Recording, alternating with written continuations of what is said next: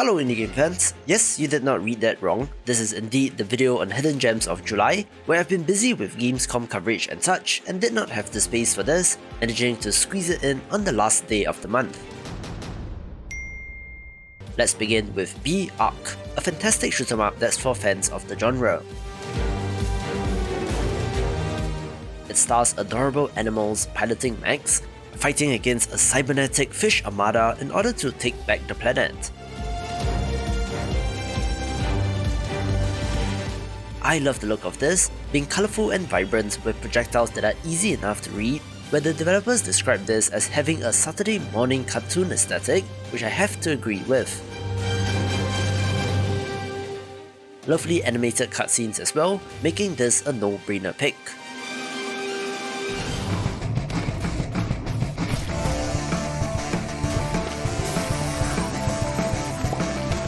A smaller top-down shooter of interest is Radio Viscera, a game with quite the interesting hook in that you don't have a gun firing projectiles, but rather have an air cannon to blast enemies into environmental hazards, making it something different in the space.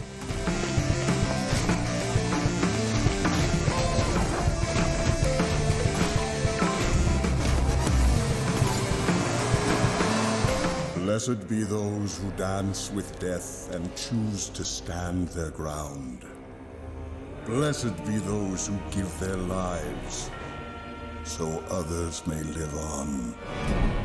I always have a soft spot for roguelite deck builders, so Deeper's Chamber does get a mention, a title which, like many others in this space, was released in early access.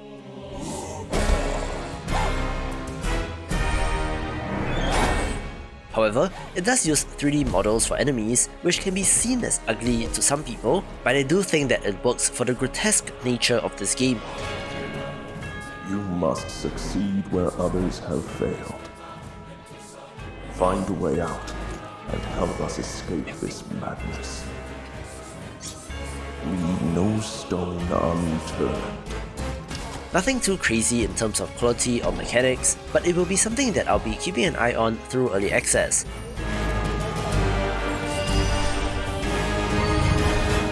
If you love deck builders like me, smack that like button to show your support. Blessed be those who fall only to rise again, fated to walk among both living and the dead.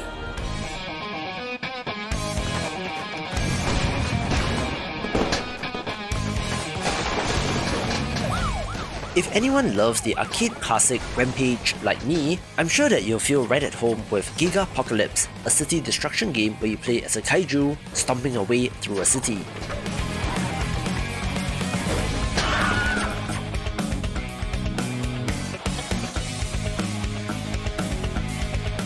However, it's not quite as freeform as Rampage, being more like an auto-runner title where you have to manage abilities which are on a cooldown as well as the resources required.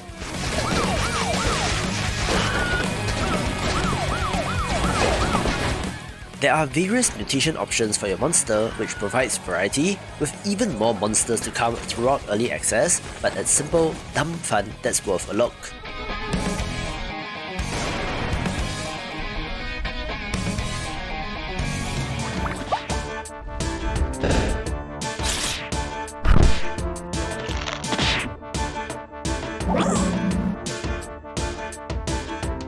An adorable monster taming RPG is Abomi Nation, following in the footsteps of something like Mython Island, where you're adventuring through a procedurally generated world, leading a pack of Abomis as you fight your way through.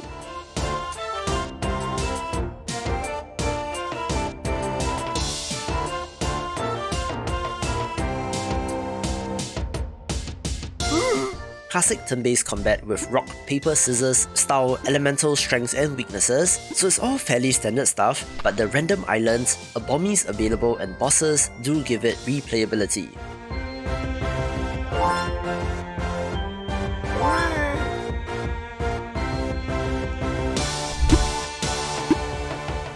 There's also a team bonding mechanic where your monsters can interact with each other based on their personalities, with the developer continuing to release free Abomis post-launch, so there's always something new to check out.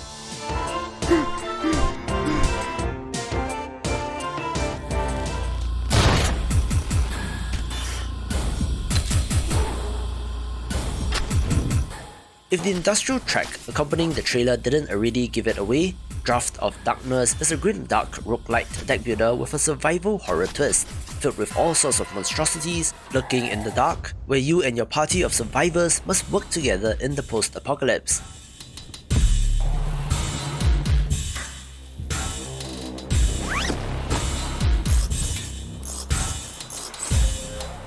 Despite the description, it's not particularly scary, more along the vein of the terror of Darkest Dungeon in losing your characters, where it does incorporate meta story progression, where choices made in one run does affect future runs, which is something different.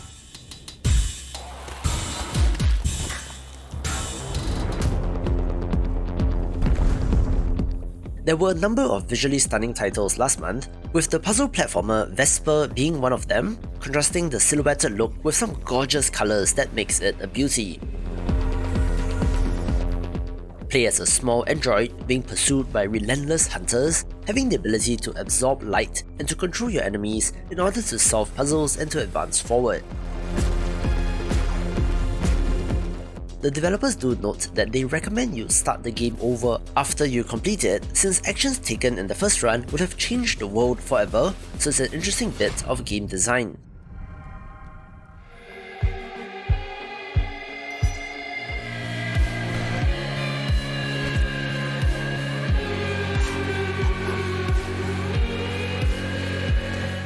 If you love a good mystery, Song of Farca will be a title to get, having you play as a hacker under house arrest, having to look into cases from your home, which is not an issue for a tech whiz like you.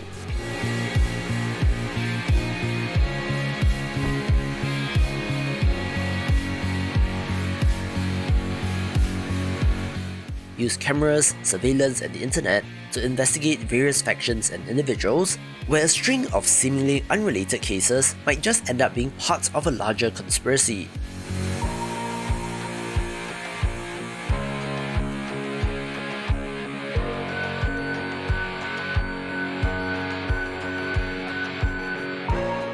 Oh, and of course that's where we're headed, since this is set in a cyberpunk dystopia after all, but an interesting title with a developer that has the pedigree.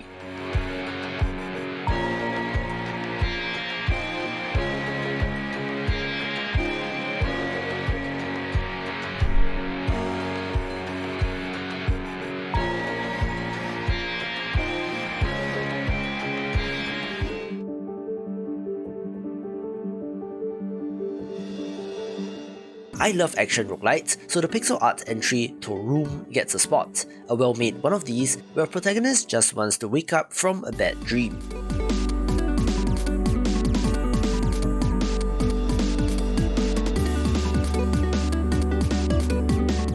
Pretty by the numbers all things considered, but a wonderful little game if you're looking for something new in the space.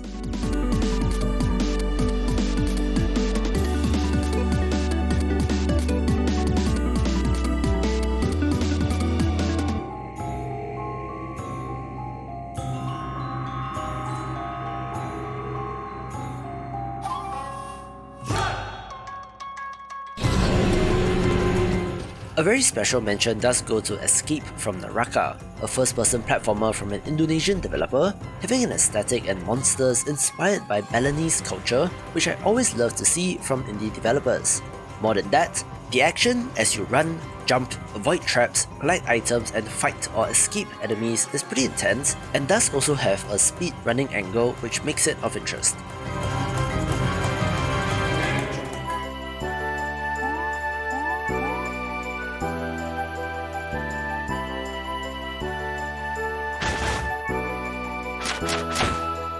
One of the indie games that had a very long development cycle is Beard Blade, announced in 2016, so it has been 5 years, finally releasing last month and is pretty good.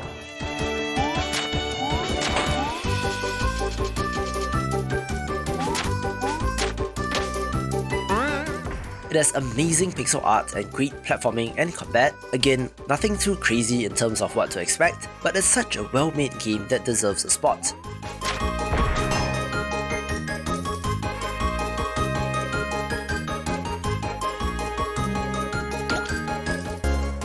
Horrendously underrated and could use more sales, so if you're in the mood for a great 16-bit platformer, this is the title to get.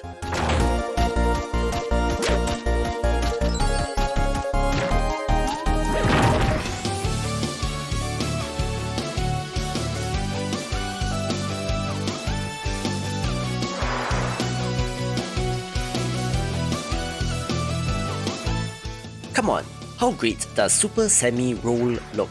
It's an amazing 3D platformer that should not be missed for fans of the genre, where you play as a little dino with quite the prehensile tongue, platforming your way through a world in order to rescue your friend.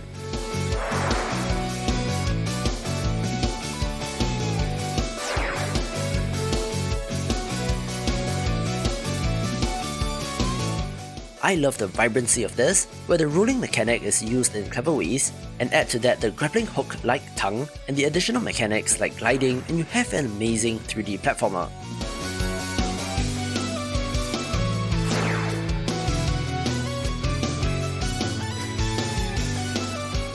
It isn't the most beautiful title and is not quite Super Mario Odyssey, but I do think that it's still worth a play.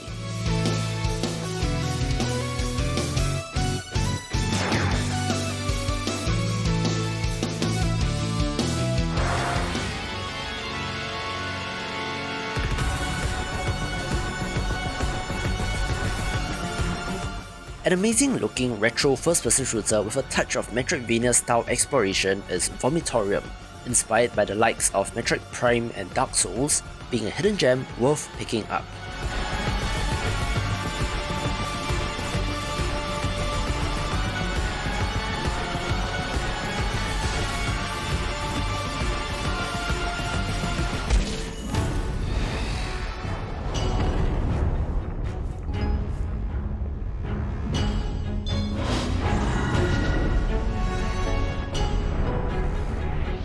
One of the most visually stunning titles of the month is Unbound Worlds Apart, a puzzle platformer where you play as a mage with the ability to use a variety of portals in order to get past obstacles or to deal with enemies.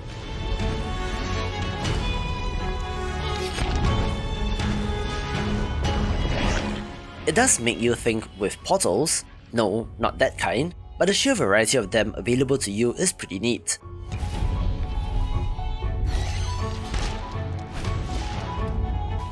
It has a classic story setup of trying to defeat a great evil with a number of awesome boss designs that are worth a look.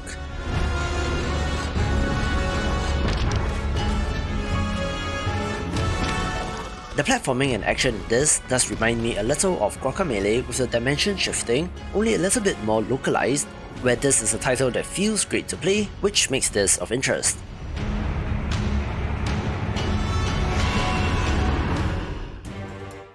I'm actually quite surprised that there have not been many roguelite card games that utilize the traditional poker deck, where the best example that I can think to date is Solitarica, but Poker Quest is shaping up to be a pretty good one in the space. Multiple unique playable characters, an entire equipment and loot system, as well as the classic poker hands that you can play, makes it worth a look. I'm excited to see where this is going in early access, taking the #1 spot.